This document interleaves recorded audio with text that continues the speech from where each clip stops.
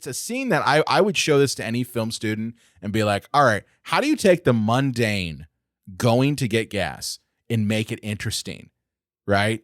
Like, you get so much out of Daniel Stern's character, and you can say, well, Brian, it's kind of over the top and blah, blah, blah. I'd say, yeah, but I know it's more. Comedy. It was comedy. And I know more about Daniel Stern's character and what he's going through in this single scene than I do from someone telling me that, or just showing like one look in his face as, oh, he's stressed out. You can tell right there through this scene. And it ends brilliantly with him coming back to the minivan. And his wife's like, did you get the whizzers? And he's like, they didn't have any whizzers. And he's like, what do you mean they didn't have any whizzers? They didn't have any fucking whizzers. Oh, goody, goody, here it comes. Welcome to the Cinema Psycho Show. You are interested in the unknown, the mysterious, the unexplainable. That is why you are here. Oh my God, don't stop now! With your hosts, Brian, John, and Elaine. Welcome to the Cinema Psycho Show, the madhouse for film freaks and film fans of all types. I'm your host, Brian Kyneton, joined by my fellow co-host and filmmaker, John Woolscroft. Who hasn't accidentally or purposely killed a hooker at a bachelor party? You know? I mean, come on. I'm pretty sure most people haven't. Uh-oh. Trying to change my name again. You should change your name again. You're like the stepfather. Only it's of killing hookers in Las Vegas. We're on episode 279 this week. And of course, we are no longer, surrounded by a convention atmosphere, which I just got to say, like coming back from Gross Fest, I had the most fun in a long time being at that convention. What about you, John? Yeah. It's like, it's really up and coming. It'll be fun if we do this for multiple years, and we just turn into those old men who are like, back when we started doing it, it was in a small hotel. And they'll be like, whatever, old man, because I think it's only going to get bigger every year. It's really neat because it's a lot of independent artists and filmmakers, kind of converging together. There are things you can buy. There are movies you can watch. So yeah, it was a pretty cool experience. And you know what? We got to talk to a lot of people that had never heard of our podcast before, who had never heard of us. And I think we turned some people into listeners. I really do.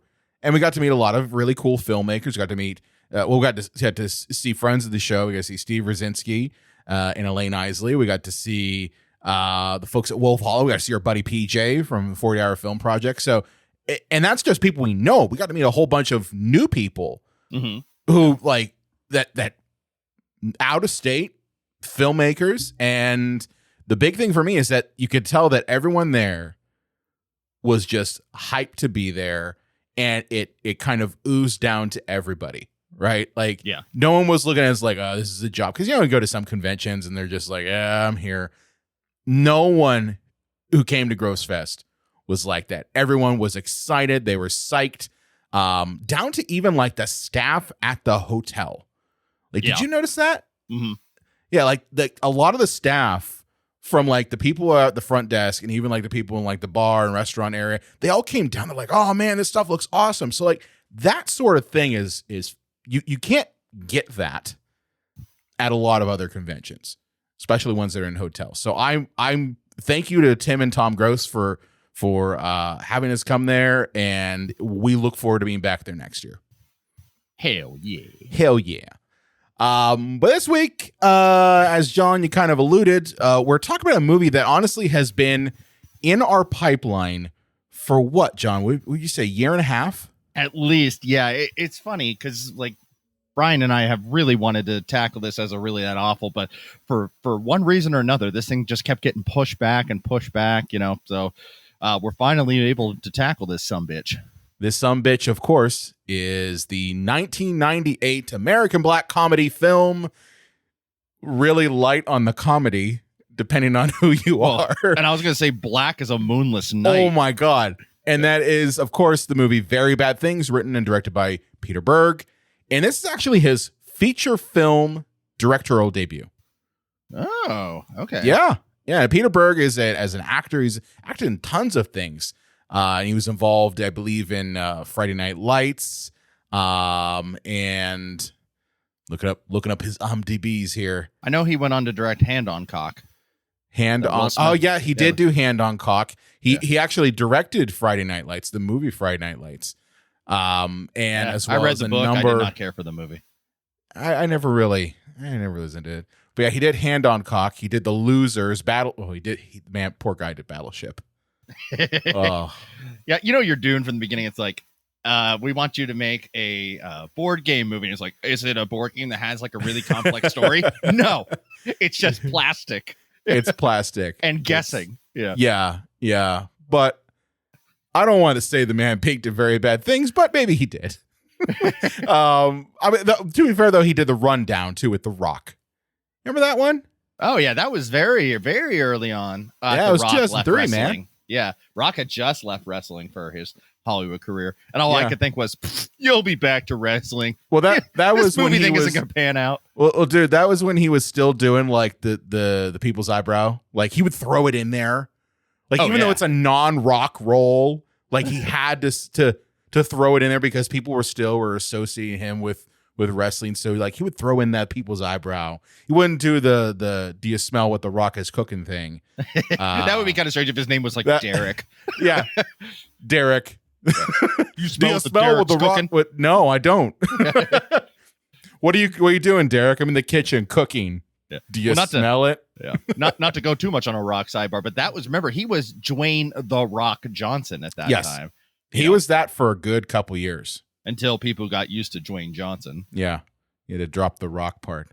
The Vince McMahon, he paid Vince McMahon for the rights and to do that. Really? Yeah, he had to, like, because Vince McMahon and Titan Sports owns The Rock as a name. Yeah. So he can't call himself. He could say formally The Rock if he was on the independent scene. But okay, so he's Prince. Dwayne, formerly The Rock Johnson. What happens to a formerly The Rock? Like, what are you doing? Just a pebble? Yeah. Are you Dwayne the Pebble Johnson? Oh man, we're not at all talking about the movie, by the way, John. Just want you to know that. But yeah. So the point is that Peter Berg has directed a lot of movies since then. He's an actor, and this was his first film. And I don't know about you, John, but I have a very special place in my heart for this movie, just because of how fucking hilariously dark this movie is. Yeah, I feel that too, but I'm a very sick person. Yeah, same here.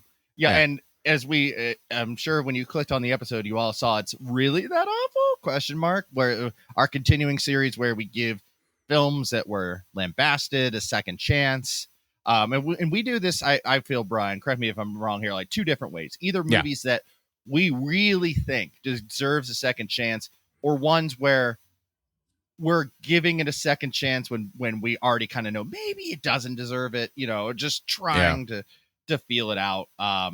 But we may be kind of alone on this because can I read a couple of the reviews for this? Absolutely, puppy? John. Please go ahead. Read some reviews. All and this is from at the time, right? This is from 1998. Yes. This is not now. Yeah. Well, your surrogate father, Roger Ebert, put it as very bad things. Isn't a bad movie, just a reprehensible one. It presents as comedy things that are not amusing. If you think this movie is funny, that tells me everything about you I don't want to know. Anthony Quinn of The Independent said, aiming for gritty gruesomeness of Shallow Grave, Berg piles on sadistic thrill on top of another without noticing how flat or charmless the whole experience is. Peter Travers of the Rolling Stone says Berg is so in love with his escalating shock tactics that they quickly cease to shock. Kenneth Turan of the Los Angeles Times said hollow, simple-minded, and about as profound an experience as stepping in a pile of roadkill. And Mark Savalov of the Austin Chronicle said, there is a line between gallows humor and tastelessness, but Very Bad Things apparently doesn't have a clue where that may be. I strongly disagree with everyone. All of them. Especially Roger Ebert. Fuck that guy. Especially because, like, listen, Roger Ebert's the guy who literally took a giant shit on slasher movies in the 80s. So honestly, anything that he says about a black comedy about five guys who kill a hooker in Las Vegas already tells me enough. Like, I already know what the man's going to say. He's not going to say, oh, well, yes, I got great enjoyment out of that movie. He's not going to say that. Yeah. Ever. So, yeah. You remember that episode of South Park where Phil Collins had his Oscar, and he was carrying it around wherever he went? I feel that that's like Roger Ebert with his Pulitzer. Just walks around with it, like. Yeah, I just having him try to review a movie like Very Bad Things. It's like you're literally asking for a shit review, because this type of movie. Let's be honest here. This movie was made for people like us, John. It's made for the I would say the degenerate, and I would say this was really aimed at the Gen X mentality at the time. One, it came out in 98, so really the people going to see this movie were the Gen Xers. But I think that, and I say that as not a member of that tribe of people. I'm not a Gen Xer. I'm an elder millennial. So when this came out, I was, probably 98, probably around 13 or so. Yeah, 12, 13. Yeah, I think we're. So I was just starting to be a teenager at that time, and I found enjoyment out of these very dark type of comedies. This was around the same. I think it might have been the same year, either year before, of Cable Guy coming out. Cable Guy was 96. Okay, Cable Guy was 96. I remember because I was obsessed with Jim Carrey. Yeah, so Cable Guy was 96. And then honestly, around the same time, you also have other movies that are in this same vein, like Eight Heads in the Duffel Bag with Joe Pesci. You remember that movie? I haven't thought about that one in a while. I know, but it's the same sort of like very dark humor type thing, and then gross out type of dark comedies like Mystery Men. Again, same time period. That 96 all the way to 99, very much a prime time of this very dark, cynical humor. Extreme. And well, yeah, it was kind of the extreme thing, Surge was all the rage. But I just think that this was aimed at that audience. So that's kind of why that this kind of bubbles up. Now, if you've never heard of Very Bad Things, you might have heard of another movie. It basically follows everything except for the murdering part, called The Hangover, because The Hangover is in essence a ripoff of Very Bad Things. Just there's no murderings in it. Yeah. Which but is kind of a big, yeah. I mean, don't get me wrong. I like The Hangover. The sequel's not so much, but yeah. I mean, Very Bad Things does not pull any fucking punches. Let me just tell you that. And if you're listening to this show because you just listen to everything we put out, first off, thank you. Thank you, and you're awesome. As quickly as possible. Yeah, it's 5 friends. One of John Favreau is the main guy. He's getting married to Cameron Diaz, which figure that out. This is peak Cameron Diaz, by the way. Yeah, this is also the 90s when we thought Hollywood thought a guy like John Favreau could get Cameron Diaz, but they go to Vegas for a bachelor party. One of the guys, Jeremy Piven. I don't know any of the characters' name. I'm going to call them by their Jeremy Piven accidentally kills a hooker. Security comes up. Christian Slater's character, who is probably a sociopath. Oh, absolutely. No, is a sociopath. Yeah, kills the security guard when he sees the dead hooker. And they all return home after covering up the crime, and then just all of their worlds just fall apart, and it keeps getting darker and drearier, and more people are killed off, and it's a very nihilistic movie. It's a slow drip. Yeah.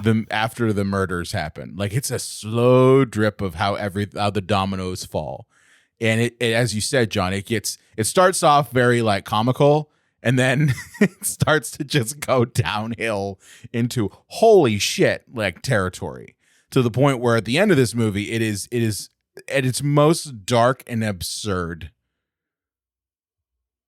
Dark and absurd. But when did you discover this movie, John? Did you watch it when it came out at the time, or did you watch it later after the fact? I went to the Vidya rental store. You went to the Vidya rental store?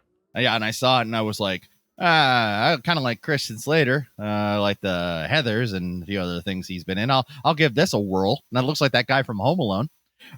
Looks like that guy from Home Alone.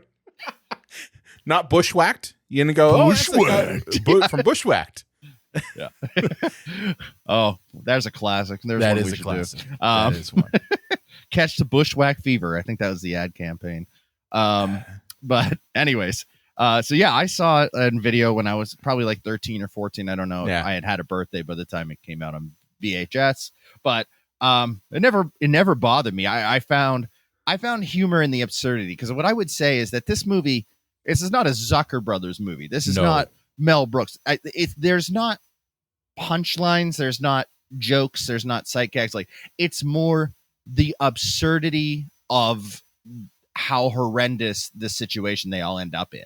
Yeah. Like, it's not yuck, as you said. Like, it's not really a comedy. It's more the absurdity of what happens to them. Yes, absolutely. It is.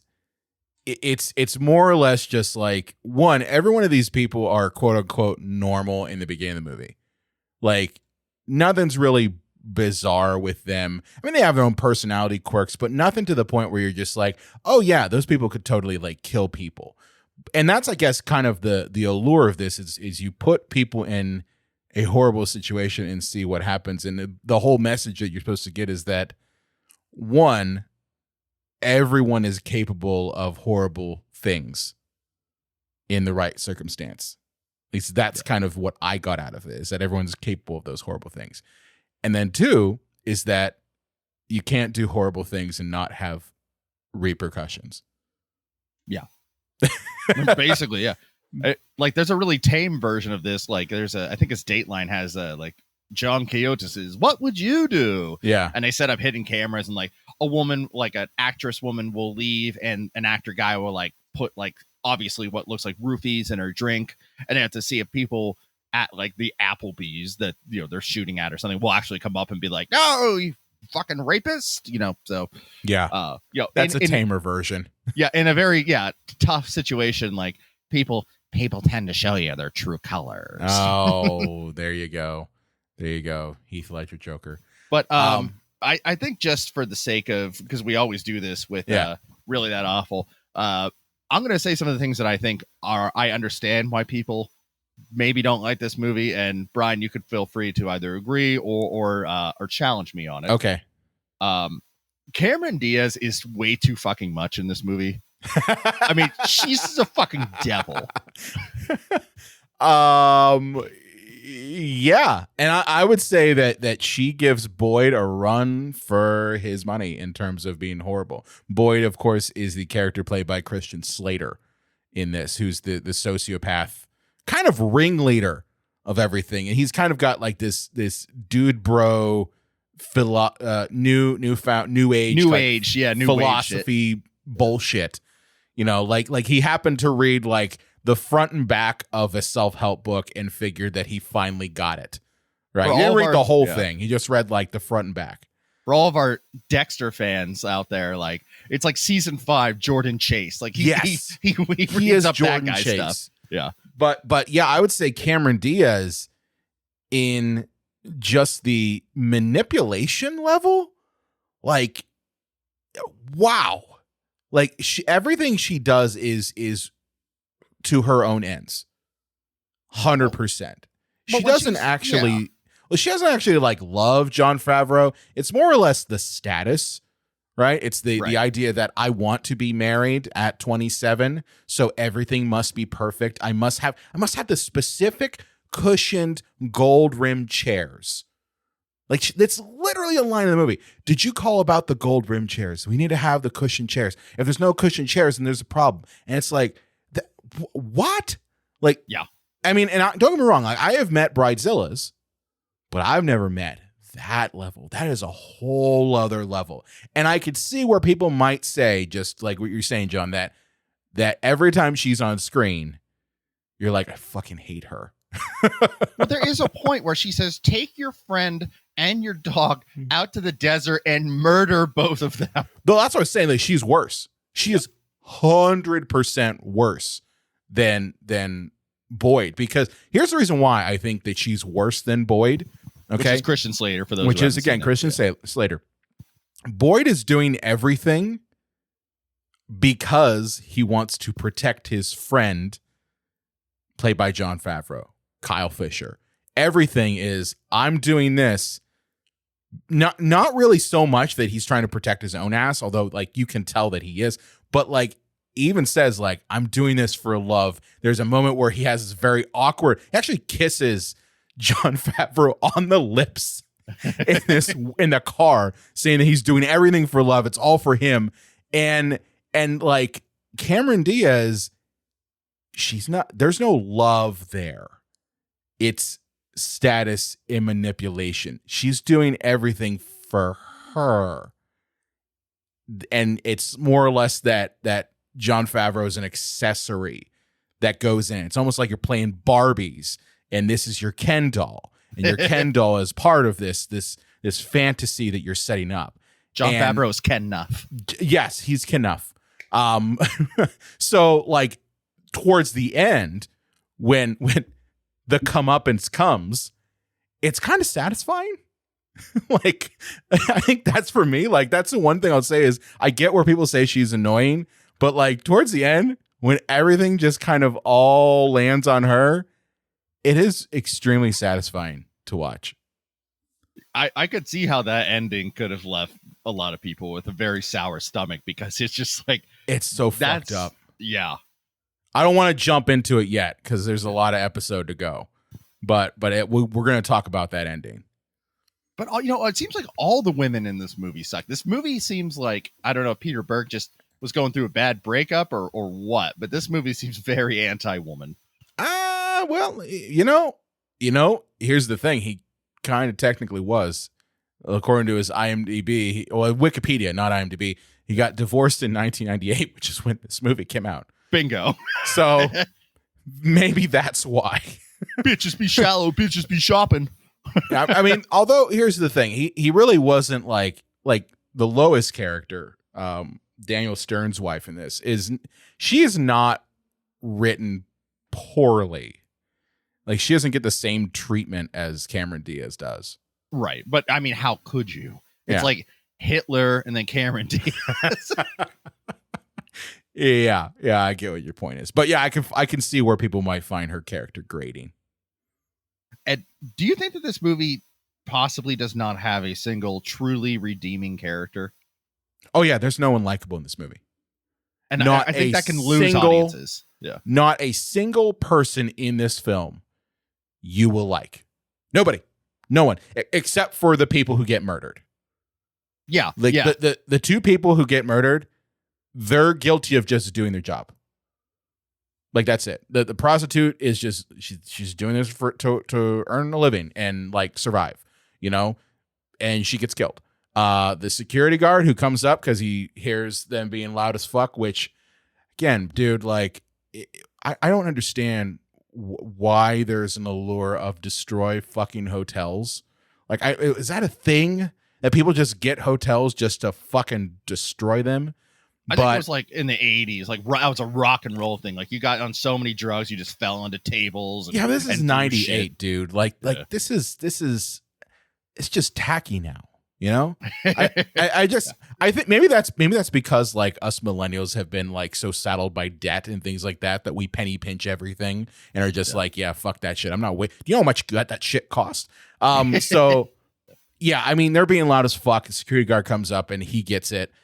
So like, I feel bad for them. Yeah. I don't feel bad for anyone else in this. And that's honestly a common trope that I think a lot of dark comedies have, is a lack of characters that you generally care about, like you generally have an affection for. You care what happens to them. I don't really care what happens to any of these characters, although I want to keep watching because it's hilarious. Yeah, you want to see how much more worse it can get. It's almost a Schadenfreudian experience. Yes. Like, you're not going, oh boy, I sure hope I like these characters. I hope it works out for them. It's like, no, it's like, how much worse could it get? I sure hope it gets even worse. Well, there's a line in this movie that if you had it's kind of thrown in there. It's I don't know if you remember this. It's the scene where Daniel Stern and Jon Favreau are having a conversation. They're doing shots. This is right before all hell breaks loose. Yeah. Right. And Daniel Stern's having a conversation about like his kids, and he's talking about like how kids, they and of course this is like with all dude bro conversations that go into drunk territory, it ends up being this philosophical type of thing. I think everyone who's gone to a party and you've drank enough or you've been around enough drunk people, you've had this conversation, right? Listeners, here's the thing. Tell me about your drunken philosophical conversations. Let us know in the comments or in the reviews or whatever, on our Discord channel. But he has this conversation with Jon Favreau. He's saying how, like, yeah, when the big storm comes and wipes everything away, what's left but the little trees? And that's this movie. Is the big storm's coming and it's wiping them off one at a time, and even the little trees get shit on. You know, like that's that whole line there. I'm like, that's the movie. We want to see the storm destroy them. You know, and that whole thing was really funny too, because like we've all been in that situation where somebody who is profoundly drunk is trying to make this huge point, and if you're not as drunk as them, you're like, what? I don't what? You know, there was a guy in high school who did that. I went to a friend's party, and no joke, he spent 2 hours telling me about the rail guns that the military's developing. Like, no joke. It was just like, yeah, man, the rail guns, they can literally zap you from 5 miles away. I'm like, okay. Oh, okay, cool. Sure thing, buddy. Sure thing, buddy. But that's what I'm saying. We've all been in that situation where we've had those types of conversations. But what did you think, John, of kind of this on a technical level? Because I got some thoughts on that, how this film was kind of shot and how it kind of communicated these themes, if you will. I actually thought, like, you know, it had a combination of some level of dynamicism. Is that a word?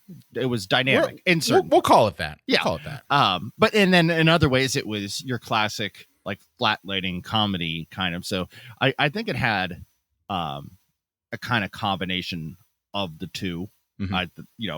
I think that Peter Berg, if this is his feature, he wanted to have like to go above and beyond a little bit more of just a classic, like say the lighting for Ace Ventura, which is just mostly going to be flat lighting. So you can see Jim Carrey make butt jokes.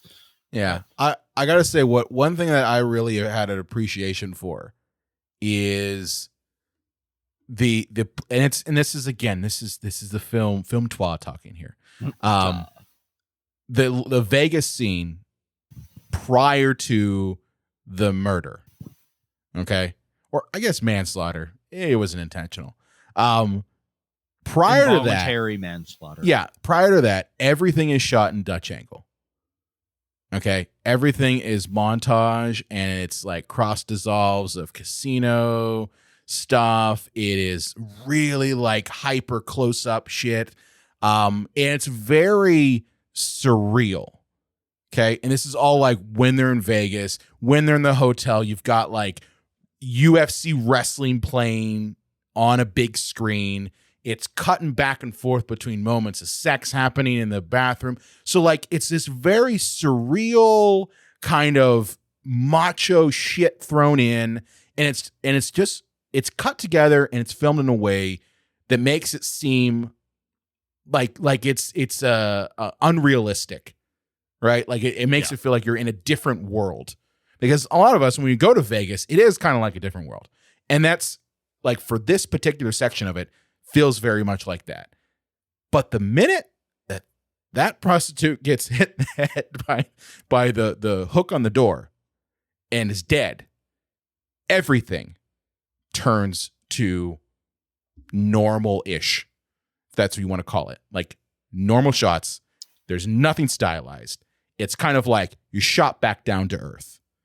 Kind of like, yeah, the camera becomes like a fly on the wall. Oh yeah, it is 100% we're watching this thing now, almost like we're a security camera. And I really like that. And this is something I've seen this movie like, probably 50 to 100 times since 98. And I just watched it. Like, I'll be honest with you, audience. I watched it I just stopped watching it 5 minutes before we started recording. That's as fresh as you get. That's right as out fresh the oven. as you get, right out of the gate. So, for me, I really appreciated that kind of split between the fantasy and kind of very unreal world and the pure reality that you get through the back half of the movie. Yeah, well, I mean, you hit the nail right on the head. Is that Vegas is bizarro. It's world. fake. It's bizarro world. Yeah, it's like if suddenly Penn Jillette's colon gained consciousness and thought that's how the world looked, But yeah, and when we go to when they're gathering up supplies to clean up the bathroom, and it looks like you're run of the mill Home Depot. It's like, oh, we're still in Vegas, but it doesn't feel like Vegas anymore. No, it does not. And I do want to talk a bit about the level of gore in this one, because that was something that I guess reviewers really took to task, is that this movie it doesn't shy away from showing graphic violence and graphic gore. Well, that's an interesting point, because I have in my notes that after the security guard is killed by Christian Slater, does this movie cease to be a comedy at that point? Oh no, I totally laughed at the Wizards thing. We want Wizards. Yeah. So I mean, no, it's totally still a comedy. I will say that moment of the security guard screaming behind the door, that is the most horrific moment in the whole film. Yeah. I'll be the first person and it's something you don't see. You hear it. You know that guy's going to die. You know he got stabbed in the heart by a corkscrew by Boyd, because Boyd's kind of crazy. And you're just hearing him wail in that bathroom, smack against the door. Everyone in there saying, just fucking die. And it's horrifying. I can only imagine audiences in 1998 expecting a Daniel Stern movie with, PCU's Jeremy Piven and Swingers, Jon Favreau and Christian Slater. It's going to be a funny movie. And holy shit, you're hearing a man die in a bathroom. Yeah. Yeah. I can see to that point why there might be this isn't really that funny. Yeah. I mean, when you look at Daniel Stern as well, you got Rookie of the Year, you got Home Alone 1 and Classic. 2, you got Bushwhacked. And it's in this movie, while he's a hint goofy, more eccentric than anything, it's just this isn't the Daniel Stern movie I'm used to. No. Not exactly a family comedy here. I mean, it's one of those things, the amount, the scene where he gets crushed by a car, which that whole thing is also just, I still laugh at that whole scene. But you compare that with the shit that he had to deal with in Home Alone. The man in Home Alone got electrocuted in Home Alone 2. He got electrocuted, turned to a skeleton, and everyone's laughing at that. This guy gets smacked by a car driven by his brother into his own minivan, and you watch him get smushed. Yeah. And no one's really laughing. Although I laugh because I just the setup to it, you can't help but laugh, but I'm a sick bastard. So that's why. Yeah, it's the absurdity of it. You know what I mean? Well, so much of this movie is you're laughing at how far they're willing to go. Yeah. It very much is. So they kill both the prostitute and the security guard. See, that part does. I'm sorry to interrupt you. But oh no, go ahead, man. The security guard, I have a problem, and maybe I shouldn't be worrying this much about go ahead. narrative continuity in a movie like this, but they keep saying, okay, I call the hooker personally. Nobody knows she's here. Nobody's going to be looking for her. But the security guard works for the hotel, and I'm sure the rest of the hotel staff went, hey, didn't Dave go up to 401 for that noise disturbance and never came back? You're 100% correct. Yeah. I'm not even going to say you're wrong. You're not. You're 100% correct, because that's the thing is, and maybe listeners who are maybe we have one person who lives in Las Vegas who's a security guard and who's listening to us right now. For that one person, please let us know. Everyone knows where everyone's going. in that hotel, right? Like if you're going to check on a room, someone else is going to know that you're going up to that room. Yeah. So but I'm curious, is that a real thing? Or do you kind of have free range? Now, I also know that in Vegas hotels, there's cameras everywhere. Yeah. Everywhere. So that means that there's footage of that prostitute going into that room, and there's footage of that security guard going to that room, and we never hear anything about it. Mm-hmm. And especially if that security guard is also reported missing in a newspaper, which he is. Don't you think the first thing that Vegas PD would do is say, well, let's look at the security tapes? Yeah. Oh, he went into this room and never came out. But apparently then all these guys came back with a bunch of bags, and then they came out with suitcases they didn't enter with. Yeah. And oh, what's that? Those same guys went to a Target afterwards, and they also brought back with them cleaning materials. Yeah. I mean, do they even need the security guard there? I mean, I guess it's to up the ante. Up the ante. But it almost makes it feel like, oh, well, a hooker's not a real person. That's exactly what it is for. Yeah.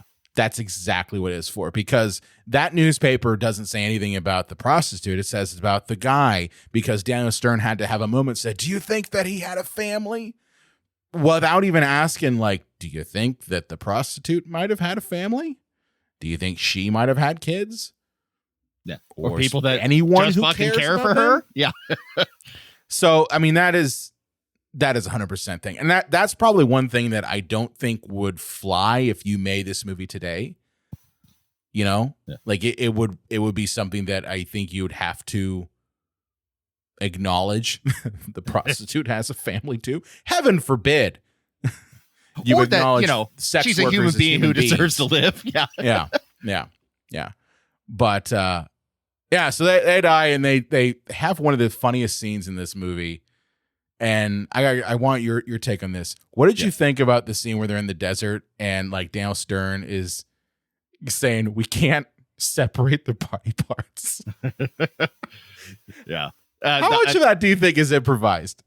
I would hope a lot of it, but I mean that does take probably a lot of time to shoot. So I imagine it was probably all there in the script. But yeah, I see, and that's like the little moments that they could add the just like, are you out of your fucking mind for burying two bodies? Like, does it really matter? And the whole thing about like, well, she's Asian. There aren't any Jews in Asia.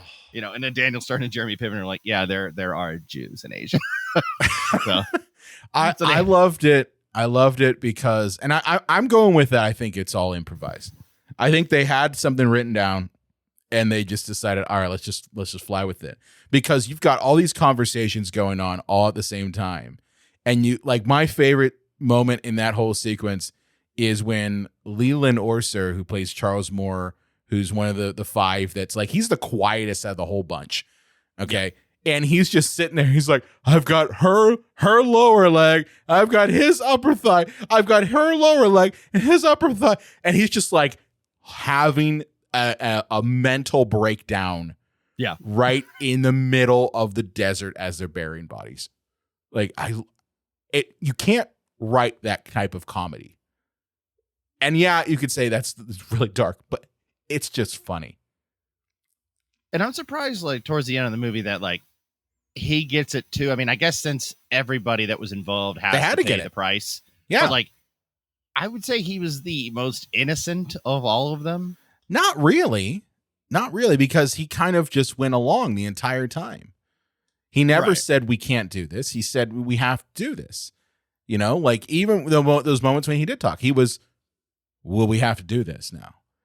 Like, that's what I'm saying. They're all guilty of it. That's the whole thing. And that's why they all get it in the end. Yeah. Which is fair, but which is fair. Now I want to talk about Daniel Stern because he's got, I'd say, some of the best scenes in this whole movie. Wouldn't you agree? Well, he's also kind of like the narrative glue because, like, yeah, you know, he's the one that freaks out about it.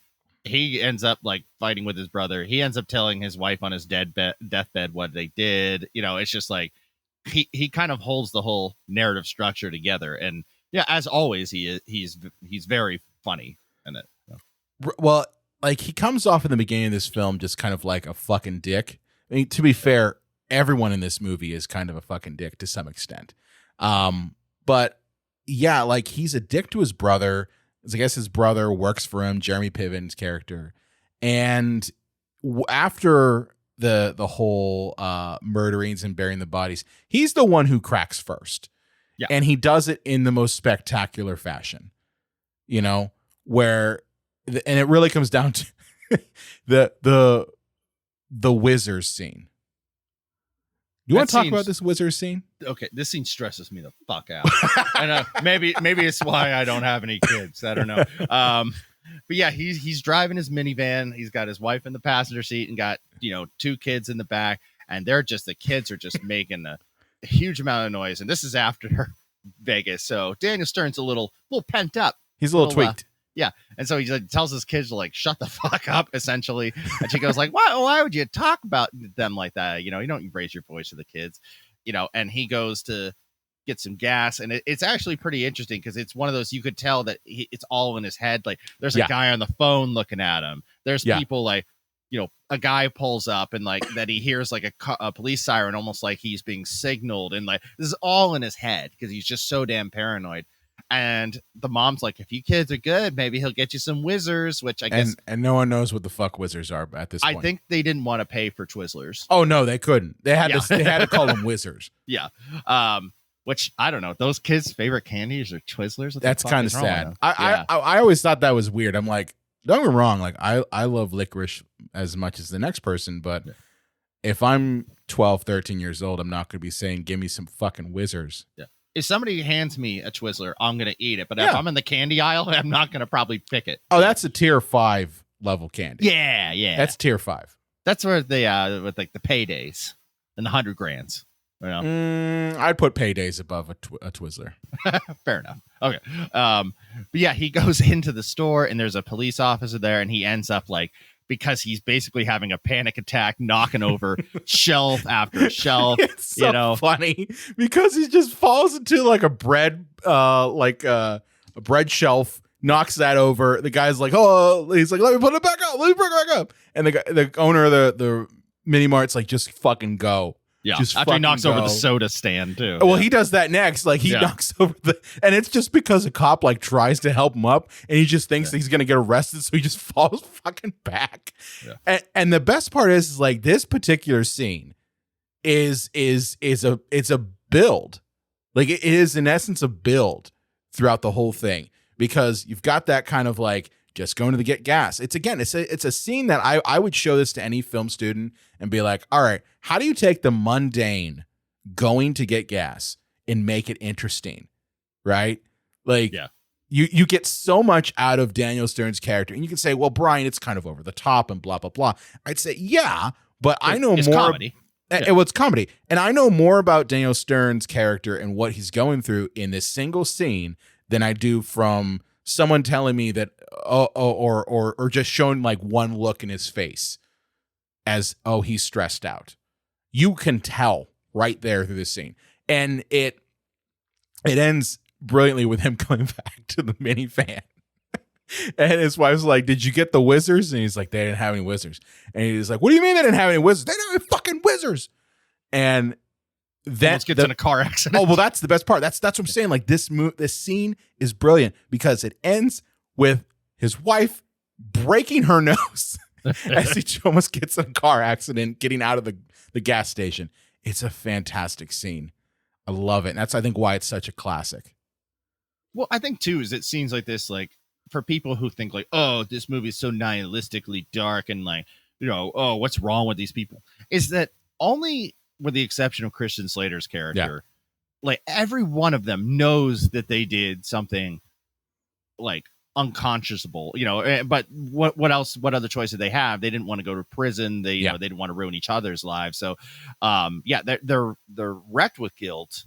So it's not like they went, ha ha ha, we got away with it again, except Christian Slater, but he's supposed to be the antithesis of the rest of the guys, and like when, Daniel Stern on his deathbed, says to his wife what he did, or possibly he doesn't say what he did to his wife.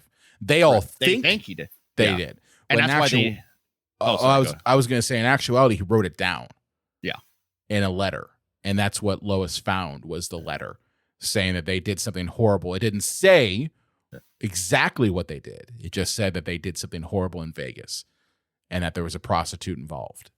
So, I mean, they in essence made it much worse than it could have been. And that's kind of what this movie does really well is one by one, each one of these people kind of gets picked off. Daniel Stern, he gets run over by his brother, Jeremy Piven, because Jeremy Piven wants to crash into his minivan. Yeah. To show him. Yeah. To show him. But Daniel you Stern love this damn minivan more than you love me, your brother. Yeah. Yeah. And he jumps in front of it and gets plowed. Like it literally ragdoll plowed, like just smacked right into a car.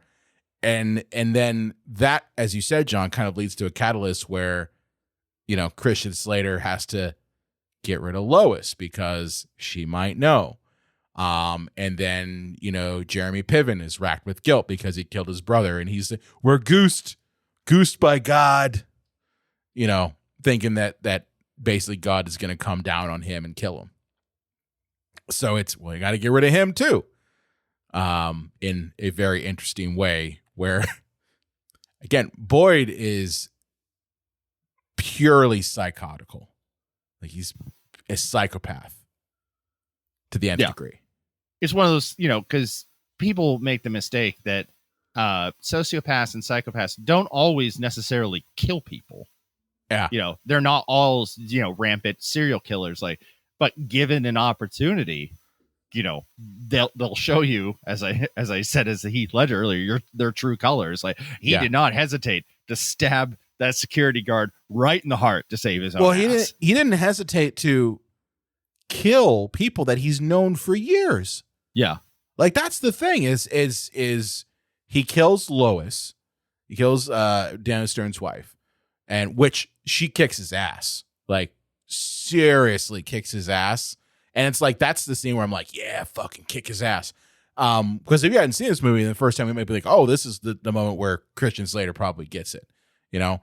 But spoiler alert, Lois dies. And to kind of tidy it up in a nice bow, he also kills Jeremy Piven and makes it seem like Jeremy Piven was in love with Lois. That's why the fight happened in front of the minivan, and he killed him out of jealousy. And when Lois wasn't into him, he strangled her and then shot himself. So it kind of puts everything in a nice little bow, because that's what psychopaths do. Yeah. And I think like one of the biggest problems of this movie is like, this reminds me of like Coen brothers. This is like if Lady Killers met Fargo. Yeah, I can see that. I can see that. I mean, I'm sorry, Mr. Berg, if you ever want to hire me, I'll completely retract this statement. But I just think if you had much better filmmakers like the Coen brothers, this movie may have like worked a little better, because nobody seems to mention the fact that, like, you know, in Fargo, which is considered one of the greatest movies of all time, one of the best movies of the 90s or ever, is that a fucking innocent woman is just thrown through a wood chipper. Yeah, and you see her foot being put into the wood chipper. And I mean, how is that like any less dark than this movie? Okay, I will answer that question. It's because we have Marge. That's the reason why. Yeah. The main character, Marge. You know, there's somebody played redeemable. by Frances McDermott. She is the reason why that movie works and why this movie doesn't. There's no one in this movie that you can root for. Yeah. And it makes it where the moment where Marge, you know, encounters what's his face? I forget the character actor, but you've seen him in everything. He was in Steve John Buscemi? Wick 2. No, not Steve Buscemi. The other hired gun. Oh yeah, I can't remember his name. You know what I'm talking about. Yeah. But you've seen him in everything. He's a character actor. He was in John Wick 2. He was in Constantine as the devil. So when she encounters him, we're rooting for her. Like, that's the deal, is there's no one to root for. There's also no moments of real levity in this movie. and I say real levity, knowing full well that I was busting out laughing during this movie, like every scene, because except for the scene where the security guard dies, but like every other scene, I'm finding humor in it. But that's also just me. But in a movie like Fargo, you have those scenes where Marge is in bed talking to her husband, and they're like funny, kind of quirky scenes, and you get that because it's the Coen brothers, right? Yeah. So there really isn't that in this movie. There's no moment where you're like having a genuine laugh at anything. It's more uncomfortable laughter. It's an uncomfortable laugh. Like, I shouldn't be laughing at this thing, but it's still just kind of a ridiculous situation. If you just kind of take away the fact that this is covering up a murder. You know what I mean? So I think that's why those two, are different, even though they are very dark, Well, and there's a thing in screenwriting called save the cat. Yeah. What that means for the uninitiated is that you want for your main character or your hero to do something very early on, as the example is to save a cat, so the audience automatically bonds with them and wants them to succeed because they're a good person. They're the kind of person that would save a cat, whatever variation of that may be. And this movie, I mean, I guess at the end, he didn't kill his dog. Yeah. Well, he didn't kill his friend and he didn't kill his dog. Yeah. So that makes him redeemable, I guess. I guess. Yeah. I guess. Let's just ignore everything else that happened in the previous 90 minutes. But yeah, I mean, that's, I guess, a good thing, even though, in his head, he's going, "Do you love me?" Because that's all Cameron Diaz says to get him to do whatever the fuck he wants. "Do you love me?" Fucking annoying.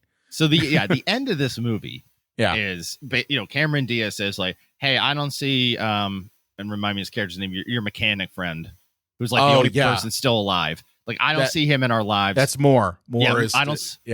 I don't see him in our lives anymore. Take him out to the desert and kill him. Oh, and I don't really like your dog. Take the dog out to the desert and kill it too. Well, we're missing a couple things. We're missing the fact that because Daniel Stern is dead and because his wife Lois is dead, that now Jon Favreau and Cameron Diaz now have to take care of their annoying kids. Yes. So that whole perfect marriage thing that she was asking for, it's already fucked. Yeah. But at least it's well, at least we can make do. We can still, we're still going to try to hide the shit. And, you're still all fine there. And you're the last one standing. Get it? Last one standing. In this particular movie, that's a good pun. But, but she's you have to get rid of him. And it's funny because, again, Cameron Diaz is worse than Christian Slater in this. Because she says the first 5 minutes of this movie, "I don't like your friends. I want you to get new ones." Mm-hmm. So she's already out for them. She already doesn't like them. So it's just this is an opportunity to get rid of them forever. Mm-hmm. Yeah. Yeah. But in the end, Jon Favreau does not kill his friend and dog, and they're driving home. They get in a horrible car accident because he can't stop thinking about his shrew of a wife. And I was thinking about Daniel Stern's comment about the when the big storm comes, it's the little trees that are left behind, and basically Jon Favreau and his friend and the dog are the little trees left behind. Yeah, and he gets in a horrible car accident. Does the dog die? I can't remember. No, the dog doesn't die. But the dog loses a leg. That's right. Yeah, the dog has lost a leg. Yeah, and the last scene is Jon Favreau with no legs. He's got stumps. Yeah, in the backyard trying to get the kids that are Daniel Stern's kids ready for, I think it's Boy Scouts. Scout. Yeah, it's like Boy Scouts. Yeah, and he falls out of the chair, and the kids are mocking him, and his buddy is he's a more than quadriplegic. Christopher Reeves. Yeah, paraplegic, and Cameron Diaz, who now is a housewife with 2 kids she never wanted, slaving away, just goes and has a panic attack in the middle of the street. Cut to black. It's not even that. It's the fact that, and that's why I'm everyone gets their comeuppance in this, right? Yeah. Cameron Diaz, again, worst character in the whole movie. She gets it in the worst way possible. She wanted the family. She wanted the perfect life. she gets the family. She doesn't get it perfectly, right? Yeah. And it's horrifying. Like, she has like this face where she's not even saying anything. She's got zits on her face. She's in a robe, and she's just like screaming at the fact that her life is shit now, that she's stuck in this situation that was all caused because of a bachelor party. And it's, you know, some people got a taste for the sense of humor. I know you and I do, but I think majority of the people coming out of the theater were just like, what the fuck did I just watch?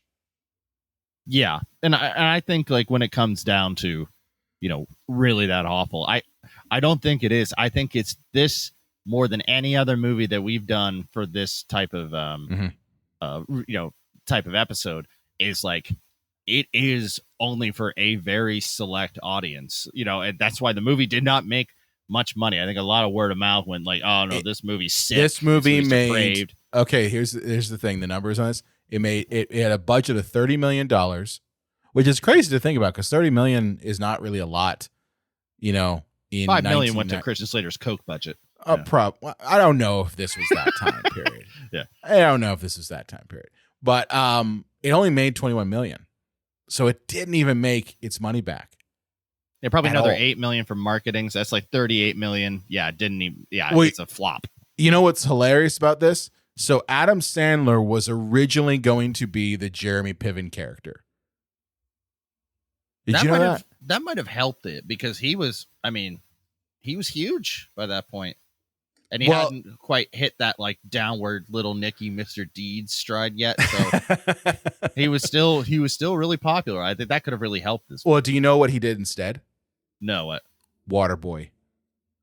That, you know, I mean, I don't really care for Waterboy. I liked it. I'd say he made the smart move. I would say, yeah. Still, having said that, yeah, good on him. Bobby Boucher will live on. This movie will fade into obscurity. No, it actually didn't. It didn't. That's the thing, is that this movie, we're talking about it, what, like 30 some odd years later? Well, I mean, we're weirdos, O'Brien. Yeah, I know, but I'm just saying, like, this movie has a pretty standard cult following that, you know, it has been reissued. I think Shout Factory reissued it on Blu-ray. So, I mean, it's gained a cult following since it came out, which honestly, like a lot of the movies that we've done that are really that awful, they've all gained cult followings because they're kind of appreciated after the fact. And I really do think it goes to the fact that, I hate to say it, and this makes me sound like the old man, but it's a movie that's not about caped characters in a cinematic universe. It's just about people. Yell at those clouds, Brian. Yell at them clouds. But I'm just, I mean, it's the same thing we talked about Oppenheimer last week. Like, it's a movie for adults. Yeah. it's not sick adults, but adults. Sick adults. Yeah. But adults. And it's, you know, kind of just a very, very, very, very dark, somewhat comedy. But I mean, I know a lot of people who find this movie hilarious. And granted, they're also sick adults like me. You know, I would venture a guess. I would say, not a guess, but I would retitle this as not as a comedy, but an absurdity. Yes. I think that probably fits better. Yeah. That probably fits better. But no, honestly, I still think this is an amazing movie. I really do. I don't know if I would go so far as to say amazing on my end, but I'm still entertained by it. I would say it's in my top 10 comedy films. Wow. Okay. Yeah. That's high praise. All right. It's in my top 10 comedy films. And I say that also knowing full well that I just watched it literally before we started recording. Yeah. And the reason why I say that is because despite having seen this movie so many times, I still was laughing. And there have been some movies that are pure comedies that maybe I laughed at when they first came out, but I'm not laughing really anymore. Yeah. You know, and for a movie that came out in 1998 to still kind of elicit that humor out of me, it's hard to do that, you know? Yeah. Just because life experiences, things like that, they change you. And some things that you might have liked back when you were 13, you might not like anymore. But watching this one again, I still find it funny. I put it in my top 10. Same with like, I don't think we reviewed this one. Maybe this isn't really that awful, or just a plain pantheon. But the 1990, I believe, one classic, Nothing But Trouble. That's one of my favorite comedies too. Oh yeah, you and I were gonna have a trial on that one. I was gonna come as the prosecutor, and you were gonna be the defense. Yeah, because I mean, Dan Aykroyd's I hate penis that movie, knows. and you Dan love that Aykroyd's movie. I love that movie so much. I watched that movie go as at a it. kid. I know I watched that movie as a kid so many times. It was on repeat on HBO. So like, yeah, I am team, Vulcanizer. All I can say with Dan Aykroyd is cocaine's a hell of a drug. Cocaine is a hell of a drug. Yeah. Surprisingly, that movie was inspired by Hellraiser. Oh, okay. Yeah. Dan Aykroyd had seen a screening of Hellraiser and then decided to write a script because he's like, Hellraiser is so fucking hilarious. I could do better than that. So what if Pinhead had a dick for a nose? No, well, he was just like, let me write a horror movie. And he kind of also used, because in the early, I think it was in the 70s, in early 80s, he had done traveling, and he had traveled through these kind of burnt out coal towns, and had encountered those people. So like he kind of married the two together, and that's what you get is Nothing But Trouble. That movie, yeah, talk about a cult following. I know some people who not only love that movie. If when I say like, oh, I didn't really care for it, they go, "Ooh, fuck you." You're an idiot. John, I'm not going to say fuck you. I'm not. Yeah, you'll be much more constructive than that. I'll be I've much had more some people that got constructive. very angry at me. No, I'll just be like, well, I guess you just lack taste. Yeah, well, you are a simpleton. Yeah, but that's definitely a movie that we should definitely tackle. But not Nothing But Trouble, Very Bad Things. It's an acquired film. I think if you are like John and myself, where you really have an appreciation for dark, cynical humor in very horrible situations, and you're not looking for someone to kind of rally behind, you'll find enjoyment out of this movie. So I'm assuming, Brian, then it's not really that awful. No, I would have agree. said it back in 1998. It's not really that awful. I agree with that. One thing I'd say to make sure that this movie, dear listeners of In Psychos Nation, is to your taste, what you didn't really have the opportunity to do in 1998, unless you just happened to, by happenstance, catch the trailer on TV, is go to YouTube and watch the trailer of the movie. And just watching the trailer will let you know whether or not this is the movie for you. So I agree with you. Right? It's not that awful. It's just a very acquired taste kind of movie. I do think Flamingos isn't for everybody, Oh yeah. Well, I do think that the trailer is probably part of the reason why this movie didn't do well. Because they kind of cover up how dark it was. Oh yeah, they absolutely made this a comedic film in the trailer than it is at all what it is. And that's of course. That's the ad agencies that work with these studios. It's the marketing department. They're like, well, how do we make this? How do we sell this? We can't sell it as it's these 5 irredeemable, horrible people trying to cover up a murder, and they all get their comeuppance. That's not going to sell. So, what's happened? Well, there's Daniel Stern. He's funny. Jeremy Piven. He's funny too. Christian Slater. He's got his hilarity things. You ever see Swingers? No, didn't see that. Well, Jon Favreau, that guy's in there. So let's make it a kind of a goofy type of trailer. And that's what the trailer honestly presents it. Like I remember this thing playing on TV, and I don't think I would have gotten how dark it actually is from then. Okay. Well, yeah. Read up on it then. Don't watch read the up trailer. On it. Totally. But good talk, John. Good talk. Yes. Good talk. Well, with that said, where can they find you at on the internets? Twitter, Facebook, Instagram, and over at JDubs Video Nasties on the YouTubes. Nice. You can find me on the, I guess I now have to say the X, or x.com because Twitter's not a thing. Formerly Twitter. Oh, yeah. X. Yeah. X. Well, is X just a symbol, or is it still Twitter, but X is the symbol instead of a bird? It's X parentheses formerly Twitter. Like that's what I've seen. Whenever I get emails from things that people like on our X account, so fucking stupid, Elon. Elon's really that awful. Yeah, he really is. But every time I do that, I get it X formerly Twitter. So yeah, you can find me there at Brian Coddington. I also run the Psycho Show page. Be sure to follow us on Facebook, Instagram, and X at Psycho Show. You can also find us on the TikToks, which I got some news for the TikTok fam. There's a new feature now that we've been playing around with. I didn't tell you about this, John, where you can actually listen to our full podcast episodes on TikTok. So it's actually pretty cool. If you look at our TikTok or at Cinema Psycho Show, some of our clips will have the ability to listen to our full episodes there. So you get kind of a little sneak peek, and then you can listen to the full episode. Pretty handy feature there.